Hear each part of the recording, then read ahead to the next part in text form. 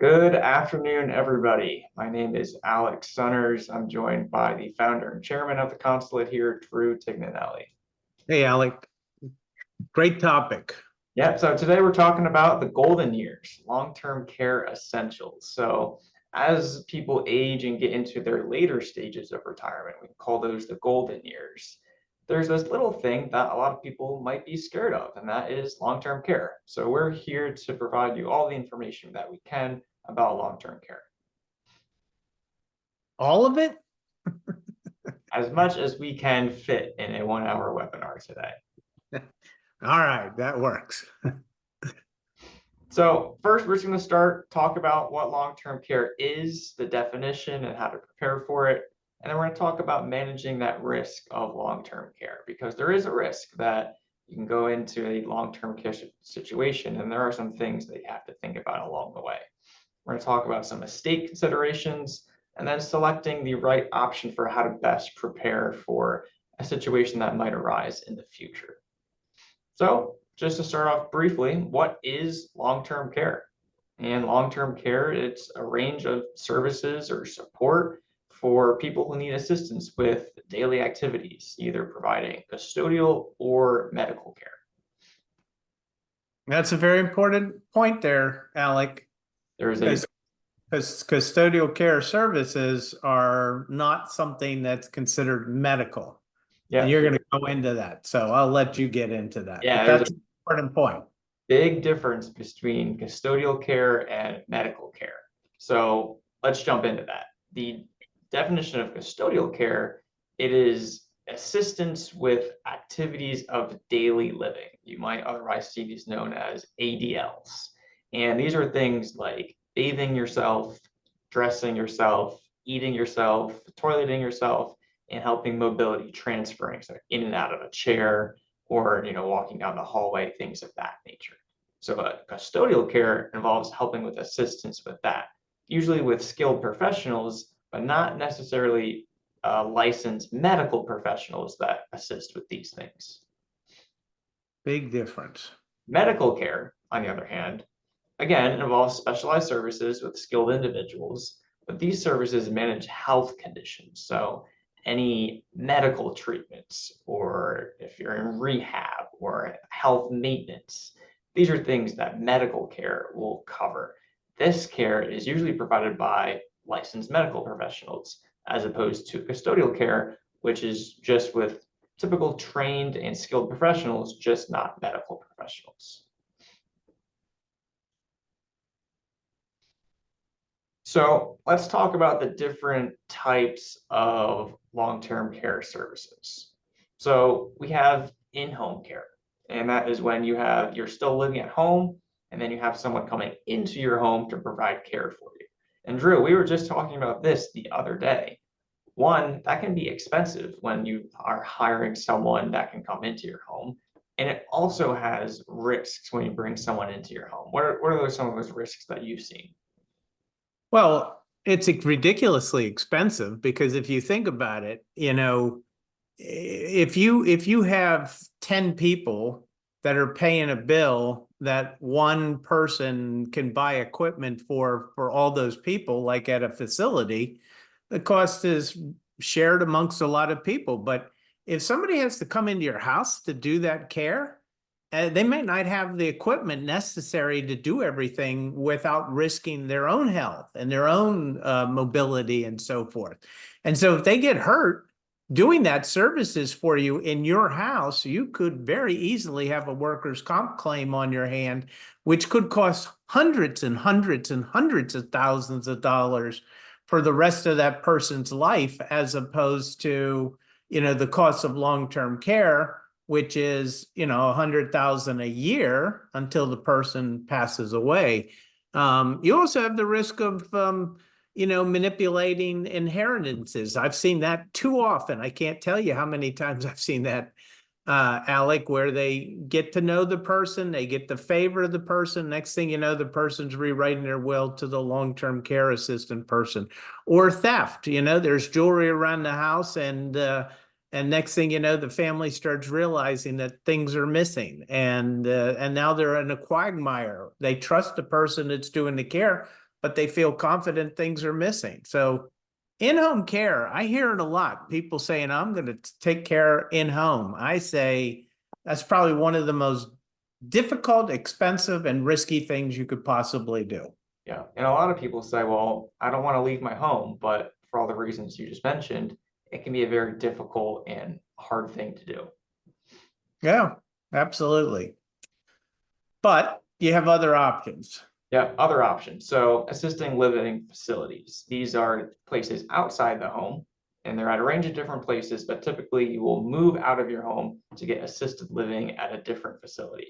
It's similar to something like a nursing home, a little bit different. Nursing home is something that offers both medical and custodial care. And I know, Drew, you and I have talked about this, and something that my grandparents have gone through is they lived in a nursing home, and a lot of people they get iffy with nursing homes. They think I never want to end up in one of those places. And something that we're going to talk about later in the webinar are continuing care retirement communities. And these are communities that you move into, you might pay an upfront fee, and then they offer different levels of care as you age. And we talk about a lot with our clients. These are really great communities. But then we get Right. pushback of, well, my parents or my grandparents were into something like that, and I'm never going there.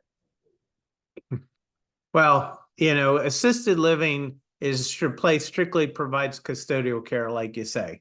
And there's all kinds of different facilities like that. Nursing homes, I find, Alec, that when person tries to stay in their own home, they leapfrog into the nursing home when it's time because they just finally, the family comes to the realization they can't do this. And so the thing you're trying to avoid, going to a nursing home, actually happens because the family finally realizes you just can't provide the care. So and what happens too is you take the nursing home facility that's available at the time, as opposed to having a strategy as to where you want to go, how you want to go, if you need to go into a facility, and have it planned out well in advance. And that's why the retirement communities tend to work better.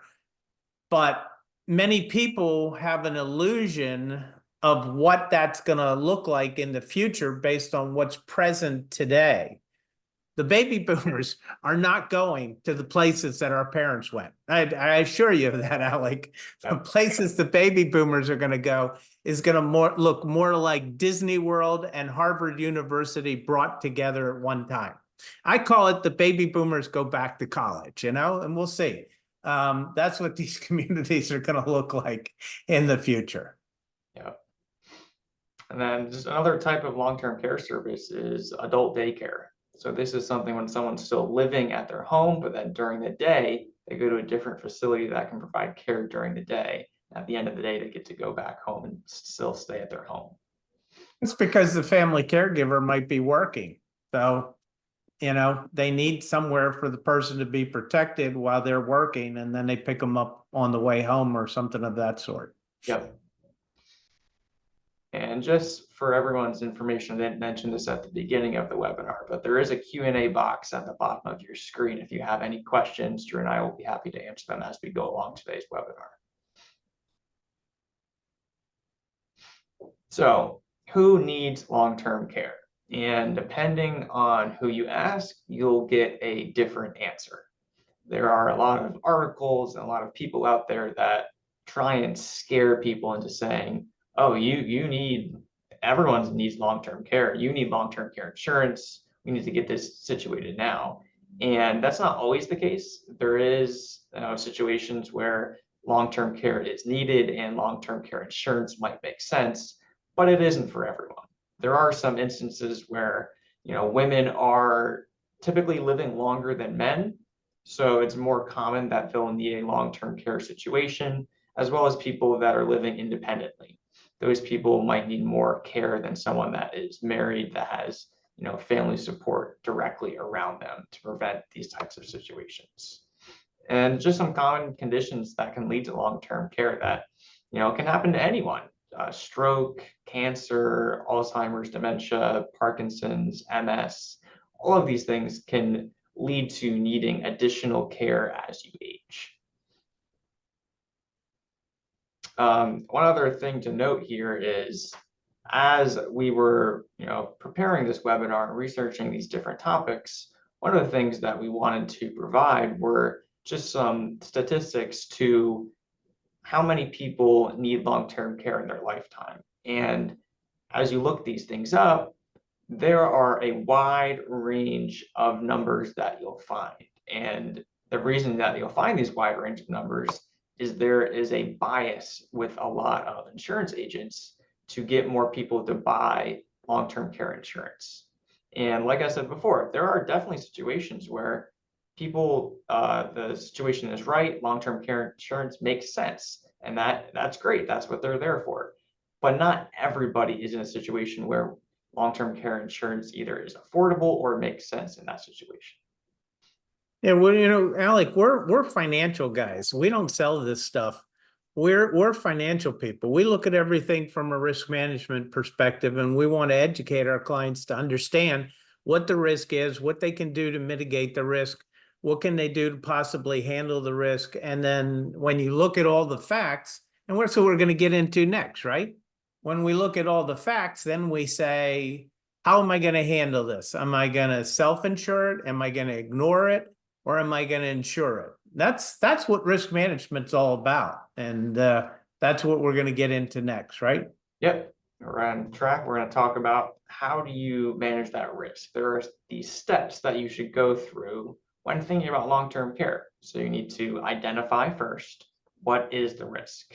And you need to quantify next. And then after you quantify that risk, you need to either mitigate that risk or try and minimize that risk happening in the future. As you set that plan in place, you then sort of have to monitor it. Are things changing? Is my health changing? How is the industry changing? Things like that. And then you have to decide, are you going to insure yourself against the risk? Or we say ignore, but it's not always ignore, it's insure or have a different option. Are you going to self-insure, or are you going to have a different option for how you're going to manage that risk of long-term care? Yeah. So first, we have to identify that risk, and we don't want to identify that risk when we're 85 years old and are in a situation where there is a greater need for long-term care assistance. Early planning is super important with long-term care. You're never too young to start thinking about what's going to happen in 10, 20, 30 years from now. It's always good to get that early planning out of the way so that you are prepared in the event of an unexpected situation arising. There are financial implications with long-term care. It's not cheap. It's not something that you can just say, oh yeah, I'll worry about that when it happens. You have to financially prepare for it, whether it's using your own savings, whether it's insurance or any other alternative funding options. The other thing with early planning is if something happens, in the next year, next 2 years, you might not be emotionally or physically ready for that event to arise. By early planning, you can sort of ease into what might happen into the future. And then, like we mentioned earlier, continuing care retirement communities are a great option for that early planning.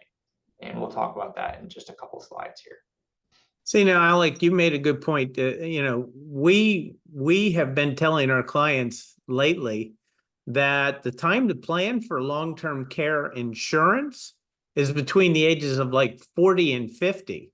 We used to say 50 and 60, but now the insurance industry has gotten so expensive when you get into those 50s, and any note from a doctor about any physical condition that you could potentially have that the insurance company would consider a risk, you won't be able to get the insurance. And by the time you're 50, I can assure you some doctor's written something in some of the notes somewhere about whatever, bones, mental ability, whatever. And boom, you're going to get either rated or a high risk of not getting the coverage at all. So 40 to 50 is the age range to look at if you're going to buy long-term care insurance. Not 60, not 70 for sure. Yep, it looks like we got a question here. can your long-term care insurance premiums increase? Well, it depends on what type of long-term care policy you buy. Most of them, the answer is yes. The policy is what's called guaranteed. So there's two words to always keep in mind when it comes to health, disability health policies: guaranteed and non-cancelable. Now, the funny thing is that the word guaranteed means nothing more than you can keep the policy as long as you pay the premium. Non-cancelable means that they can't change the premium on you. Long-term care policies are rarely guaranteed and non-cancelable. So you rarely can get a long-term care policy with a premium that is not going to change. Now, there are some out there, but then they tend to be even significantly more expensive. But you can find them occasionally. Not common.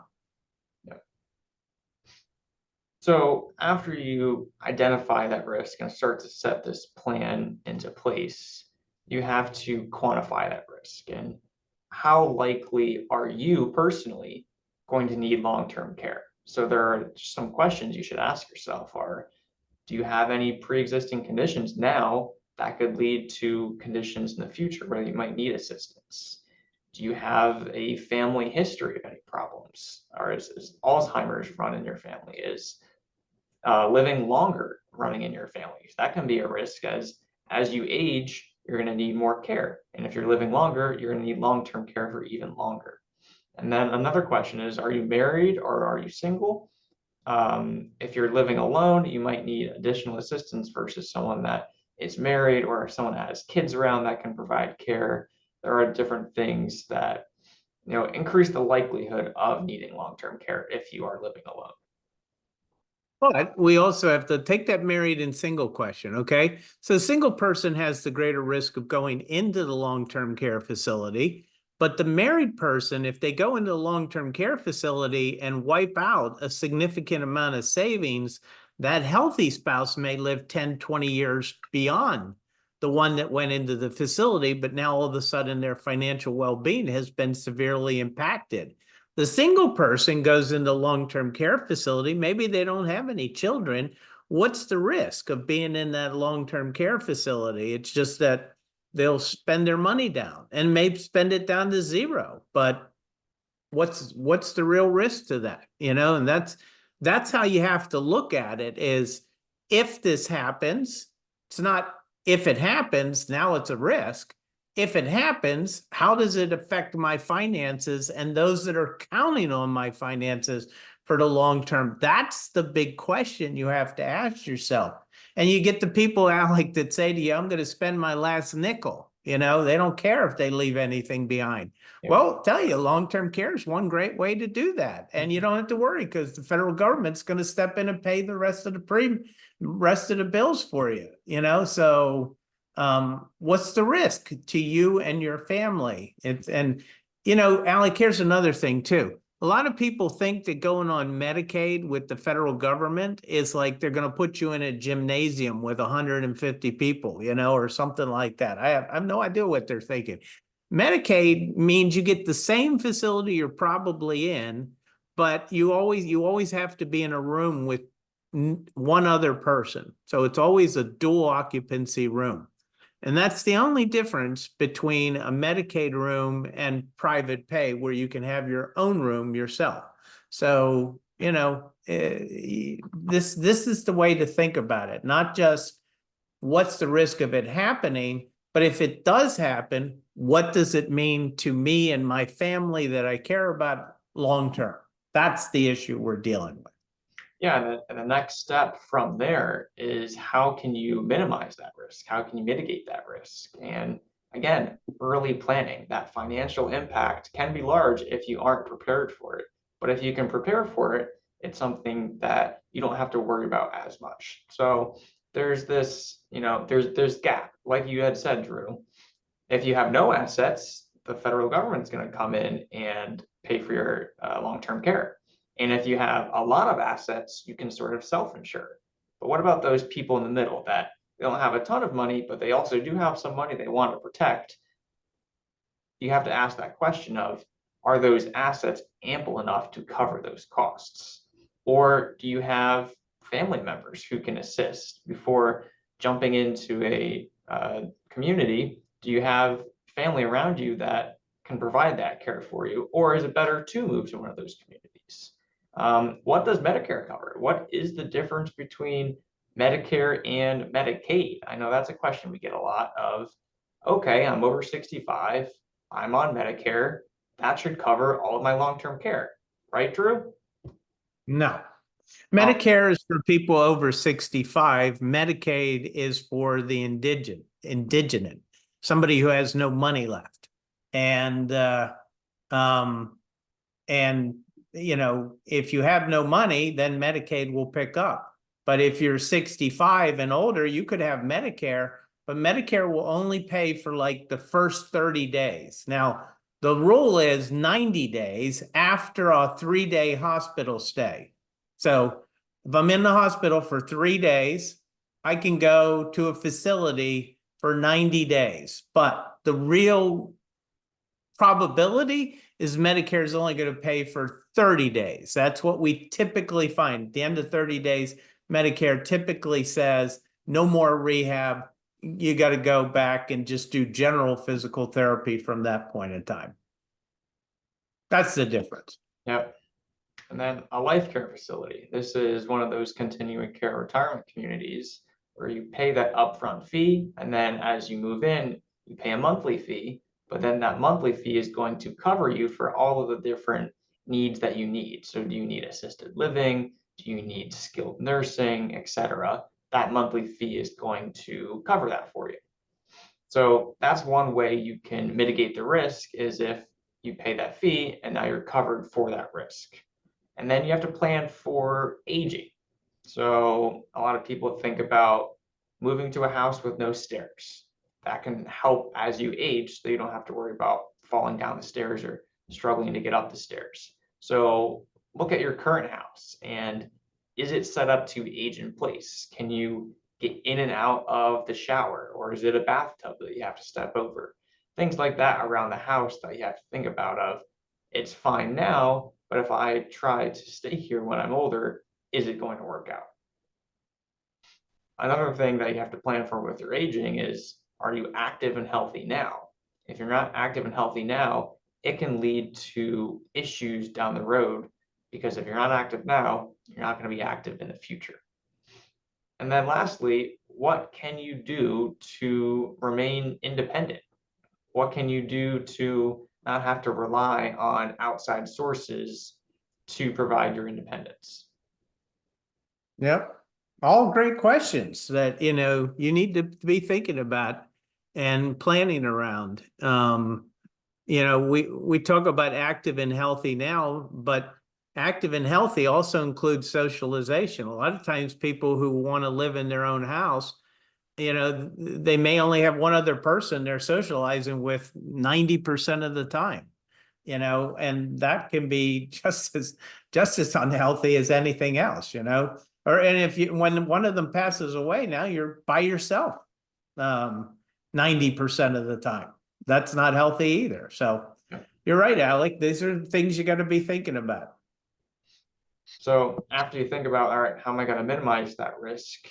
You have to monitor it.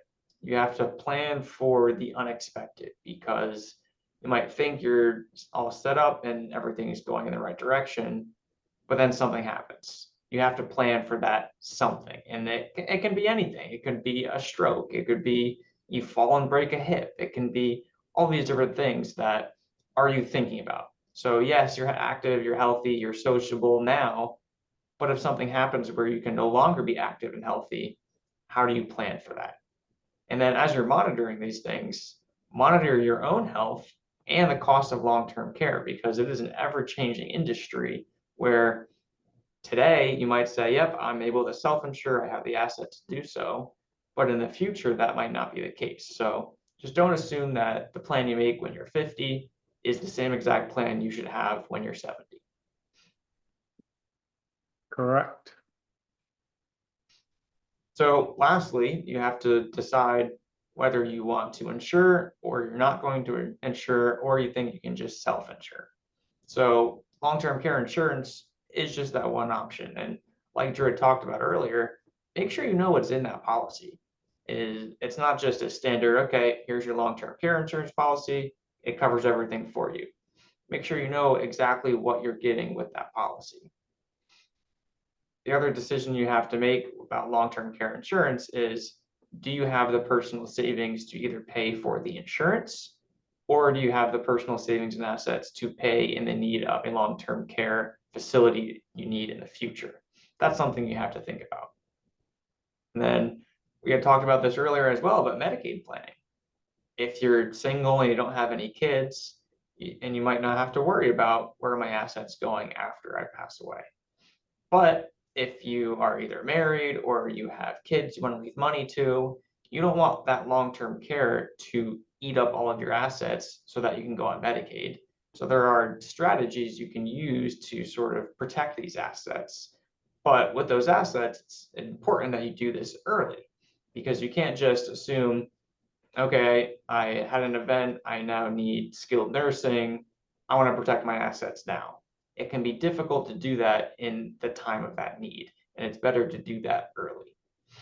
And then lastly, for either insuring or not insuring, there are hybrid policies, hybrid life insurance, there are annuities that can have riders for long-term care, different alternative funding sources that you might have. Yeah, so Alec, the number one thing I tell people is when you're doing long-term care planning and considering whether you should have insurance or not, the number one thing you don't want to do is do it with a long-term care insurance agent. Because I've been around some of the top insurance agents of the country for long-term care, and all they do is spout out statistics and stories that are true to some degree, but somewhat misleading to strictly evoke emotions out of people, because emotions is what motivate people to do things that they want them to do. That's how a salesperson works. And you want to make a logical decision based on your situation. You want to understand the policy. And you never know who an insurance agent has as a company that they can represent. When we get quotes for a client, we go over the spectrum. We want to get quotes from as many people as we can to look at the different situation for our clients. And, whether you want to use your assets to pay for long-term care is an economic issue. You may say, I'm willing to spend $150,000 a year over the next 5, 10, 15 years on insurance to protect the risk of $2 million going out or $1 million going out or whatever the case may be. Medicaid also, we've had clients that are worth $1 million, $2 million that we've been able to rearrange their assets, and especially a husband and wife, and we can get the federal government to pay for that long-term care. Now, it depends on how the assets are structured, but the laws are the laws. And we have clients that have disabled children. When you have disabled children, getting approved for Medicaid becomes a lot easier than if you didn't have disabled children, because the government figures, well, instead of having them spend all their money on care for this person, why don't we let them keep it so that they don't have to use more of the government's money for the disabled child over the time, and so forth. And these hybrid policies, there are places that they work, but they're really insurance companies and insurance agents overcome objections. That's their job, Alec. That's what they try to do. When you're a salesperson, you overcome objections.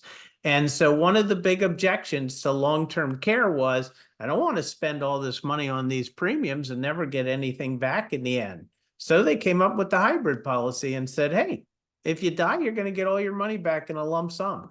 But little do the people think about that the amount of money that they have to pay for the hybrid policy is substantially higher, and the amount of benefits you're actually going to get back is substantially lower.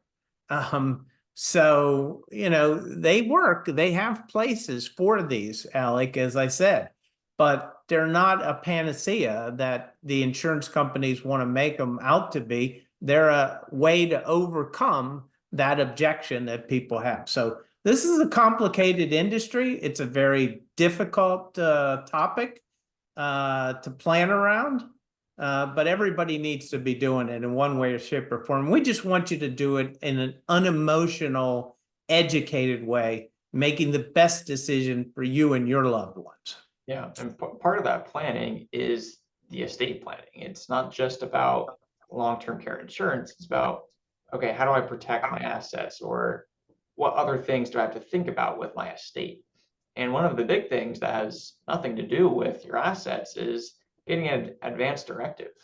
This combines a living will and a healthcare power of attorney so that you can, one, in the living will, express your desires and needs if you're ever incapacitated in the future, as well as naming a healthcare proxy that can make those decisions for you if you are not able to.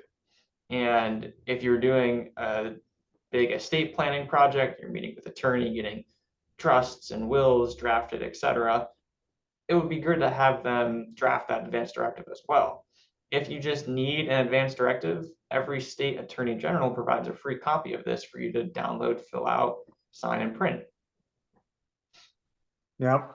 So with protecting assets, I know we've talked about this a lot, but trusts, wills, things of that nature, these need to be set up in advance of long-term care if something arises. We don't want to be doing last-minute planning, trying to figure out how to move things around if this event has already happened, you're already in a facility, you're already with skilled nursing, etc. Doing this ahead of time and doing that early planning allows greater flexibility in what we can do with that estate plan. And then if situations start going downhill, it's good to get these documents looked at and updated if needed. Yeah. So let me go over that. Let's take a husband and wife. Let's say the husband's needs potentially is going to need long-term care.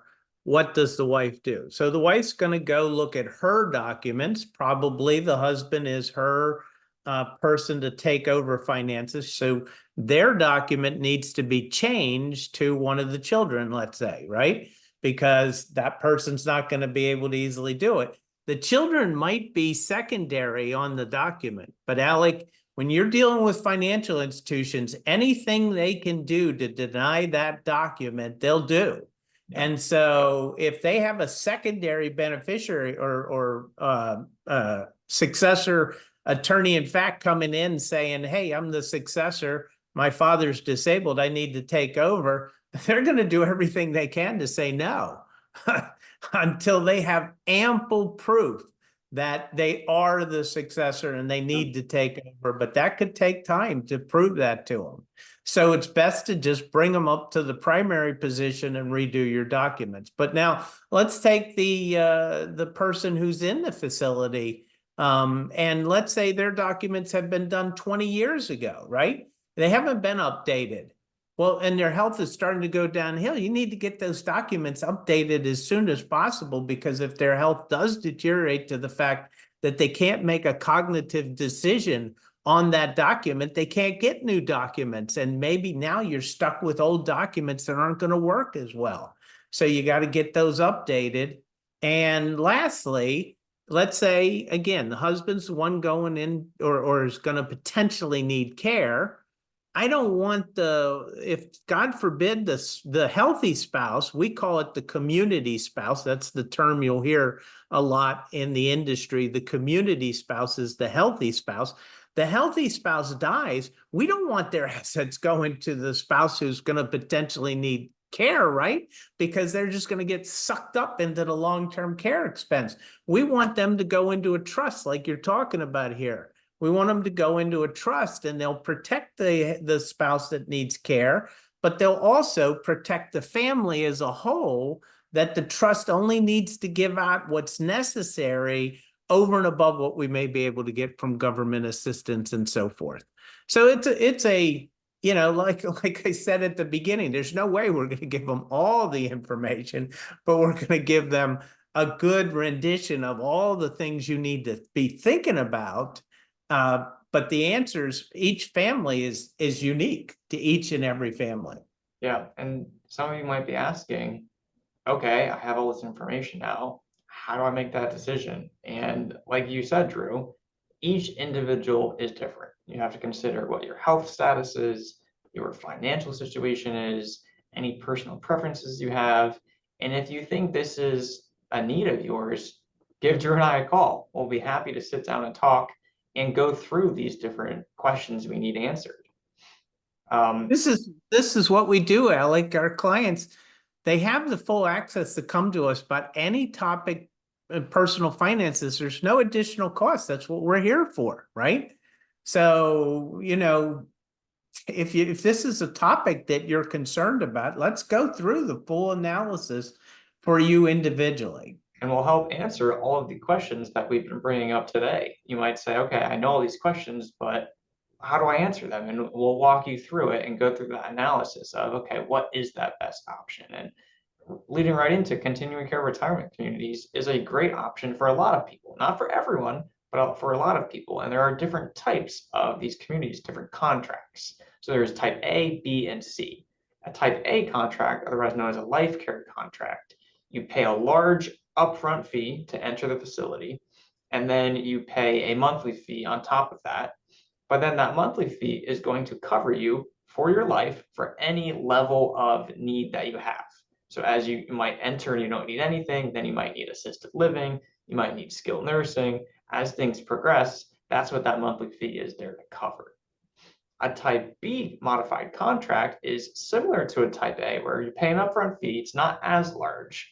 But then that type B contract, that monthly fee will change as you need different levels of care. And then lastly, that type C contract is very similar to the type B, but that as that monthly premium changes with the different levels of care, that monthly premium is going to be even higher than a type B contract. So lastly, that right option for you, you have to think about making that transition. When is the right time to do so? Because it is a big life change emotionally and practically.